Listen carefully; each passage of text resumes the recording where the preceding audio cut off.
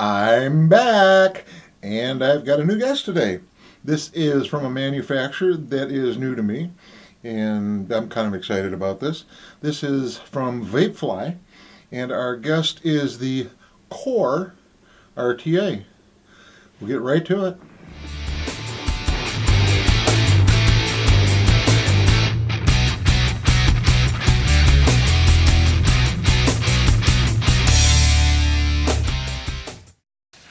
Inside of the package, we have the user manual for the Core RTA. We have some VapeFly Firebolt cotton, adulated or whatever they call it, cotton with the little shoestring thing on the end. And in the bag, all kinds of stuff. I've got a tri-tool, I've got some extra O-rings, I've got a little plug here so you can use this as a single coil instead of a dual coil. I've got a couple of little nuts that go on the bottom of the grub screws, okay, that make up clamps. I've got extra grub screws. I've got a 510 adapter, 810 to 510 adapter on there, all that right in that little bag. It also came with a straight glass, and I'm just going to have to apologize because I put it someplace. I put the bubble glass on immediately, and I can't put my fingers on that right now. So, unfortunately, that's the way it's gonna be. I'm gonna make a quick adjustment here if I can. Okay, brighten that up just a little bit. So here is our RTA. Got a nice theme going on here, like a bunch of circuit traces on here on the inside. That's pretty cool looking. On the top, an 810, and it pulls off, and it is a goon style because the O-rings are on the inside, and there's e-juice in there, so you can tell I've been vaping it. Alrighty then, so now we can undo the top. You can see the fairly coarse threads, doesn't take too many turns to get that off of there. Real nice wide fill ports, one on each side, so that while you're filling on one side, the air comes out the other side. No problem with it bubbling up, and no problems getting the liquid in there. Fills real nice. Machining's real nice on it. You can see the seals on there. Put that back on. Look at airflow. Airflow has stoppers on both sides, nice resistance. Bravo. Here's the bottom, and you can see the plated center pin in there, a little bit of a protrusion. A fair amount of protrusion actually. Again, everything's real nice as far as the machining and whatnot. Pull the bottom off. Twist off. Okay, I'm going to have to get a rag. You'll excuse me, you'll probably see a cut here. Here we go. That's what happens when you get e-juice on your fingers. Alrighty. So we'll pull the base off of this, and you can see the glass pops right off of there. Real nice domed chimney. Glass pops on easy enough. Here's our build deck, what everybody's probably most interested in. You can see that these are carved out. They're like half circular in there. They're rounded on the bottom, and kind of a honeycomb distribution of air coming up through each one of these. Easy enough to figure out where to put your coil. Your coil sits right on top of that. Okay, and then obviously symmetrically with inside those cutouts. And you also have some side airflow. You can see the 3 holes there on the side where you're getting some airflow coming up and through. Obviously on both sides. Pretty decent size cutouts here for your cotton on each side. And it's kind of almost like a GTA style of a thing, because you can see that, okay, this is the area where the cotton hangs down into the juice is basically cut all the way across. So you got a pretty massive area for the for the juice to get to the cotton underneath there. It isn't raised all the way around, but a good portion of it is raised. So it's kind of a GTA style kind of a thing going on here. And here you can see those nuts on the bottom, and they actually form basically clamps. I've got the grub screws pulled all the way up, and those nuts come up as you turn the grub screws, which is real handy. Keeps them up and out of the way for you to put the coils in there. And that's about it for the design of the thing. I'm going to attempt to do a build on this, so bear with me. There'll probably be a cut here again. I got to get a couple tools. Okay, so here I got the little guy on a resistance meter, and in preparation I went ahead and made a couple little coils. They're real simple 26-36 gauge Clapton wire that I just wound around a 3mm post. 6, I guess you could call it 6.5 wraps, because you get 6 one, then you bring it back around.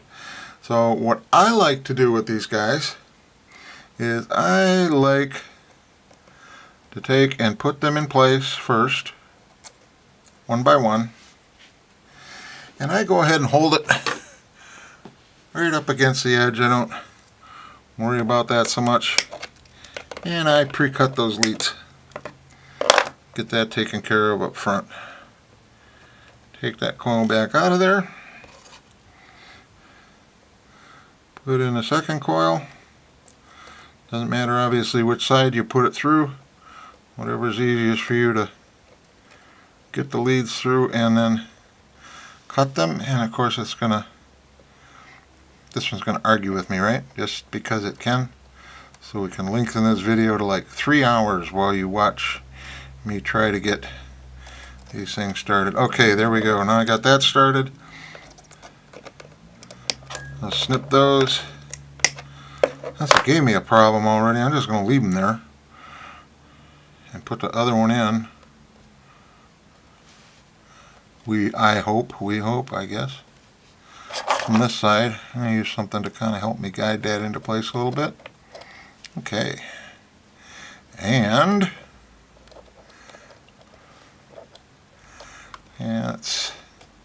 I'm crossing leads there, and that's gonna give me a headache. What I really need to do is get this lead scooched over a little bit. There we go, that's better. And we'll get this guy in there. Okay, so now I got both of them. Sorry, I had to tip it to be able to see. Pretty much in place. You got your flathead screws in here for grub screws, so we'll go ahead and tighten it down, and all you're going to be able to see is a great big screwdriver, probably a blurry screwdriver at that. It'll be out of focus, but you get the idea. Oh, doop-de-doo. Here we go.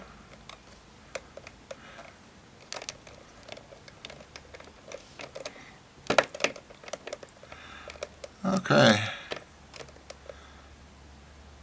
Those tighten down, both of them real nice. Okay, now I'm going to take the coiling rod, get it back in there and back through there, and just kind of move it a little bit. That one trapped? That sure is. Okay, and you can see, hopefully, yeah, you can see from the side that it's just riding above that area, centered in that area. I put them a little bit high because I wanted to benefit from that top airflow a little bit as well. Okay, and we'll go ahead and grab this one, do the same kind of thing. Pull it out just a little bit and up just a little bit. See if I can't match the two up a little bit better.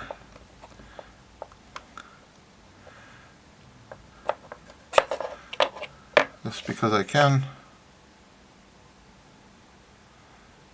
Okay, that's not bad. That's in pretty good shape.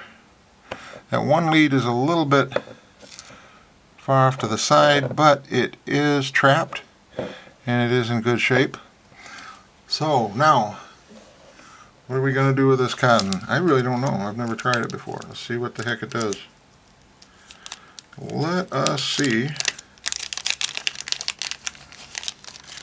what this cotton does. So, stick the shoelace through there. I like that. That's nice. And okay, that's pulling nice. That's got a nice density for 3mm. I like that. I like that a lot. And we'll do the same thing on this side. Up till now I've just been using regular organic cotton. So this would be nice to give this a try. Okay, there we go. Yeah, I still see it in the camera. That's kind of nice. Alright. So, there, we got both ends through. Pretty decent. And maybe a little cut here. I have to grab another tool. Okay, so now, cutting the cotton. What I like to do is just get right under that deck. Right even with the bottom of that, underneath of that deck. I'll bend them down. Cut them babies off right there. So, do that all four sides. Doop-de-doo.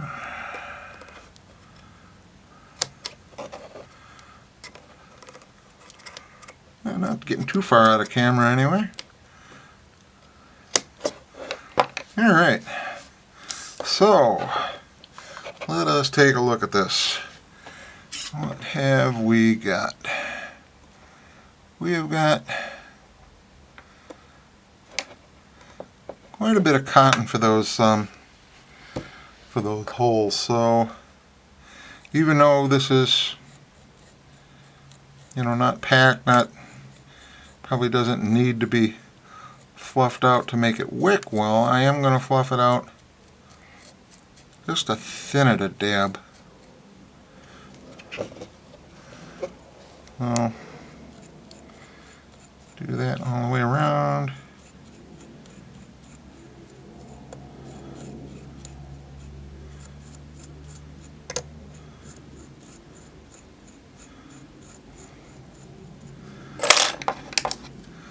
Cut off the fuzzy ends.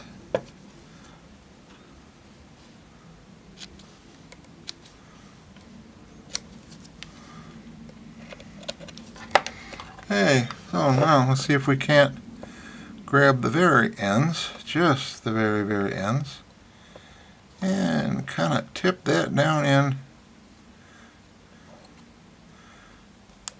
to those juice wells. Okay, very cool.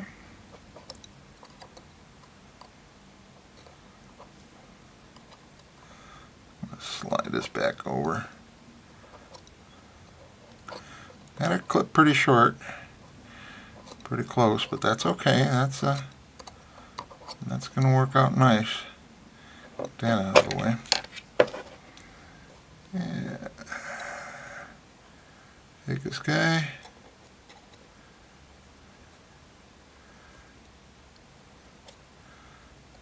Tip that in there.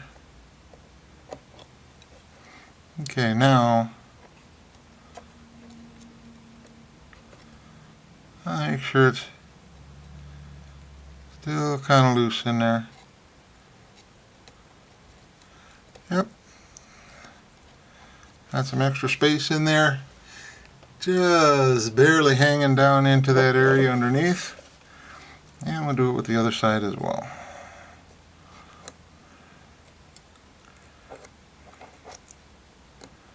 Let's tuck that in there real nice like that. And like that.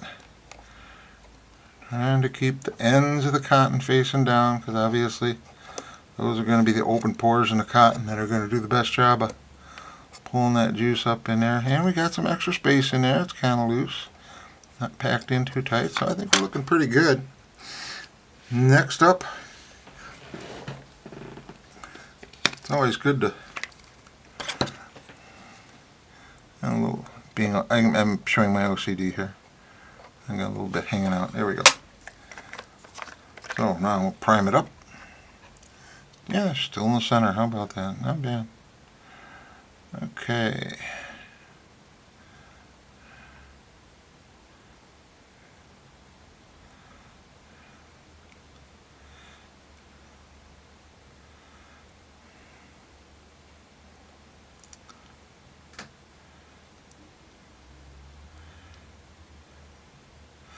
This stuff really soaks up the juice nice. I think it's going to be some really nice cotton. It is just absorbing that like crazy. Real nice. And we come out to about 0.26, which is right where it should be. Okay. Take our lid.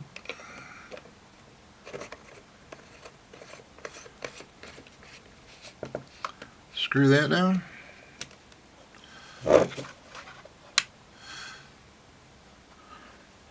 Oh, flipped it the wrong way. Check it again at 0.26. Can't beat that with a stick.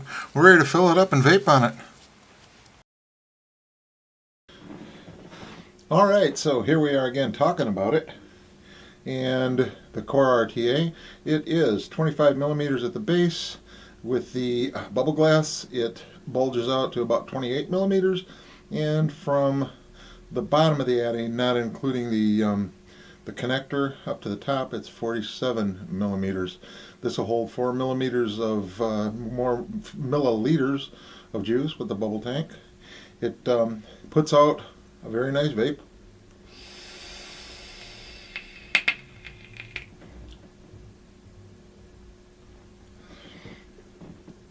Very nice vape. Flavor is very good, I'm going to say. Is it the very best I've ever had? Probably not the very best, but it's definitely running up there with the front of the pack as far as flavor. It uses a little bit of juice, especially the way I wicked it. It does not leak. Okay, has given me absolutely no problems. It's real easy to fill. It fills real quickly. What else can I say about this guy? Loudness, the volume of the thing as you vape it, mediocre. Okay, it's not loud, okay, but it's not as quiet as some. It's got a real good variation of airflow. You know, from the adjustments on the bottom, you can get it pretty doggone tight. Still direct to lung, but pretty doggone tight. To pretty much wide open. There are a few out there that are, you can get a little bit more wide open, but this is right up there with the most as far as getting a good full airflow through it.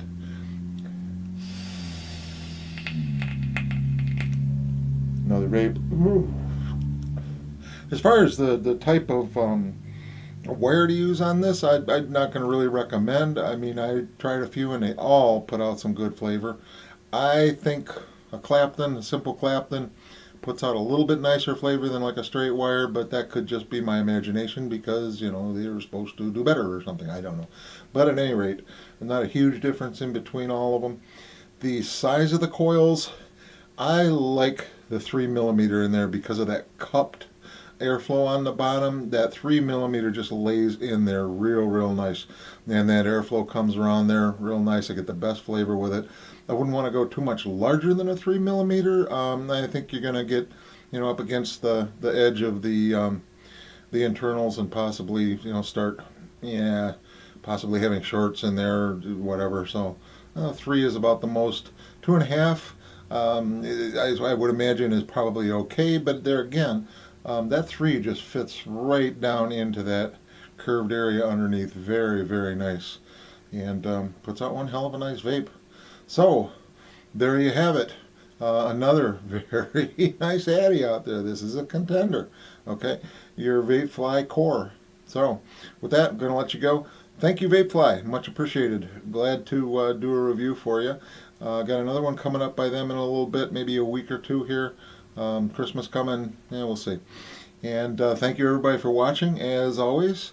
So next time.